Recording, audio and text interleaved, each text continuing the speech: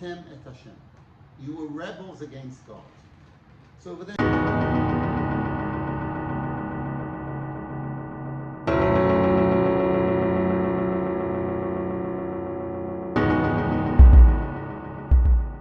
Let's discuss how to speak to children. It's not about what you say. Oftentimes, this is how you say it. And by the way, this does not only apply to how we speak to children, but it's how we speak to each other. How do we speak to each other as a leader? How do we speak to each other as a parent, as an educator, as a friend? Let's talk about a mode of speaking, how to speak. In Parashat Chukat, in Sefer Bamidbar, Parashat Chukat, Paragraph, chapter 20, it tells us about the famous story with Moshe Rabbeinu. Miriam had just passed away. And as we are told by Chazal, by our rabbis, the man in the Midbar came in the merit of Moshe Rabbeinu. The Ananim came, the clouds came in the merit of Harun. And the water came in the merit of Miriam Hanaviyah, the prophetess Miriam, the sister of Moshe. And Miriam had passed away. So the water disappeared. The source of drinking water disappeared. And so the Jewish people complained, and they say to Moshe, Lama ha'alitunu miMitzrayim, why did you bring us up out of Egypt? So that we should die over here. And Moshe turns to God, who gives Moshe an explicit instruction. And he says to him, Kach et hamateh, take the stick, the staff, v'hakel et ha'ida, and gather the people, and dibartem el ha'sela, you should speak to the rock. And what happens? Moshe takes the mateh, and he makes a speech. He's making a moment. And he says to the Jewish people, Shim'u na hamorim, listen to me, please, or listen to me now, hamorim, those who are rebellious. Please listen to me, rebellious ones. Can you bring water out of a rock? And he goes and he proceeds to hit the rock, and out comes water.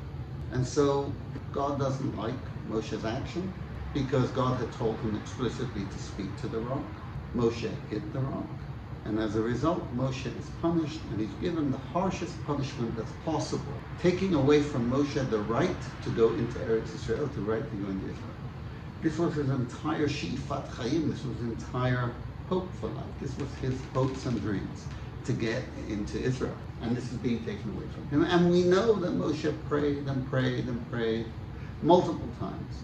So much so that in the book of Devarim, the second parasha, Va'etchanan el Hashem, he says, I prayed to Hashem multiple times and Hashem did not listen to me. All because he hit the rock. And all the commentators and all the commentaries ask the question, everything is not making sense here. First of all, God told him to take a staff. What's he going to take a staff for? And then he hits the rock. So you told him to take the staff. So maybe that's why he hit the rock. Another question that the commentators don't understand is God, who is such a benevolent God, and he's forgiven things so much worse than this. For this, he's not going to forgive Moshe of all people. And he's talking about Moshe, who's done so much, who is bosom buddies with God, if you can use that term. And yet, Moshe is not given the right to go to Israel. So harsh. And so, some of the commentaries, particularly let's focus on Rabbi Avraham ibn Ezra from the early 12th century. In his commentary on Chumash, he says that the punishment was not so much for hitting the rock. In fact, that wasn't the issue. Because he hit the rock instead of speaking to the rock, okay, wasn't right, so maybe God would have punished him and then definitely forgiven him. The problem was the language that Moshe used. Moshe's language to the Jewish people when he was creating the moment to show them that you had a lack of faith in God, that he couldn't give you water. But look, do you think this rock is going to give you water. I'm going to show you that God is going to bring water out of the rock. See, he's making that moment for them, highlighting for them their misrepresentation when they were arguing and complaining that they didn't have water, and their lack of, that he used a word that was really not okay. The word he used was Shil'una Hamorim. Rebellious ones, those who are rebels, please now listen. And because he called the Jewish people, and Ibn Ezra says, because he called Bnei Avraham, Yitzhak, Yaakov, the children of Abraham, Isaac, and Jacob, because he called them Morim, therefore he was punished. Only one problem with this challenge. And the one problem with this challenge is that later on in the book of Devarim, in Parashat Chukat, chapter 9, Pasuk Zayin, and also in another place in Devarim, but we'll use one example. Moshe Rabbeinu actually again refers to the Jewish people as rebels. He reminds them about the golden calf in Parashat Chukat. From the day that I know you, he says, from the day that you left Egypt, Mamrim heitem et Hashem. You were rebels against God. So over there he also called them rebels. And that wasn't with the story of the rock. That was after the story of the rock. So Moshe didn't learn his lesson. He's already, if he's calling them rebellious here and he's being punished like he is, how can he call them Mamrim rebellious over there? And in reality, when you think about it and you look at the text, if you have time, you will notice that there is a major difference between the two situations. You know, people do things wrong. We're human beings. Human beings will commit errors. En tzadik ba'aretz asher ya'aseh tov v'lo yechta. There is no such thing as a righteous person in this world who only does good and will never miss the target. Lo yechta, he won't commit a sin. Sin is not always in doing something wrong. Sometimes a sin is missing the target, not fulfilling my potential. It's human beings. We are human beings. I love saying to people, there's only one being in this world that is perfect, and that is God. And since I'm not God, I'm going to make a mistake from time to time. And sometimes I won't make a mistake. Sometimes I may do something egregious, God forbid. I'm lazy, I'm tired, but there's always room for teshuvah, for repentance. There's always room to fix our mistakes and to build upon the mistakes and do better later. As Nasser is famous for saying, fail often, fail early. Because if you fail early, then you'll learn from the mistakes. And then when it comes to mission time, there won't be any mistakes because you'll have learned from the mistakes. And in fact, you'll be stronger as a result of the mistake.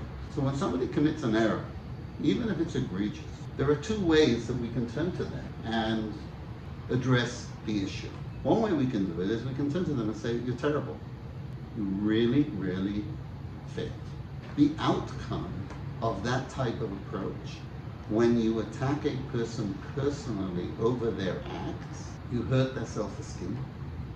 The chances of that person rising up and fixing themselves and fixing the act and correcting what they need to do, the chances are very low. And even if they do, they'll be constantly living with this guilt and with this terrible feeling that will hamper them from reaching excellence and reaching where you want them to be able to. So by demeaning a person and by attacking them personally, the only thing you may be doing is getting it off your chest, the anger off your chest because you're upset at that person. But helping the person, you're not going to help them. Now to ignore it totally, that's also not okay. That's not one of the two options. The Torah tells us, that if you see your friend doing something wrong, you shall surely rebuke that person. Even if it's 100 times, you have to remind them. But the beauty of the way the Torah tells us to rebuke our friends is that immediately afterwards the Torah says, Lo tisnai et achicha. Don't hate them. Don't do it out of hate. And that's the second way that we can do it. The second way to let a person know that they've done something wrong and that they need to correct it and they can correct it going forward is by not attacking them. It's by recalling what happened, but by telling them, you're a great person. We understand. It's your actions. It was a moment of weakness. It was a moment when you failed at achieving what you could. But that's not you. That's not the real you. The real you is capable of much better than that. You know, when you make a person feel like $1,000,000, even while you are rebuking them, invariably they will always rise to the occasion.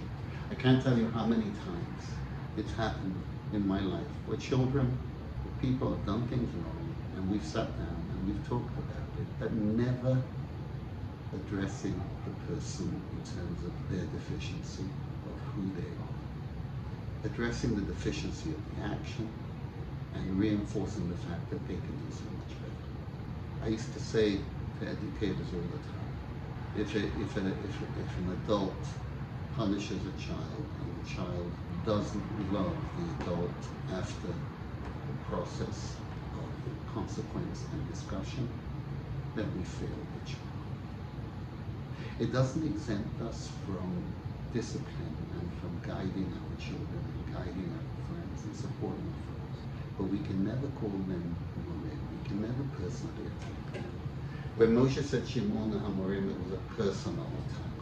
When he said Mamrim Heitem et Hashem, he was saying, you should know, you have a tendency to be rebellious, but you can do better. That wasn't a personal attack. It was laying out the picture, the scenery, the scene, and telling them, my people, I know you can do that. Please don't forget to hit the like button and to subscribe.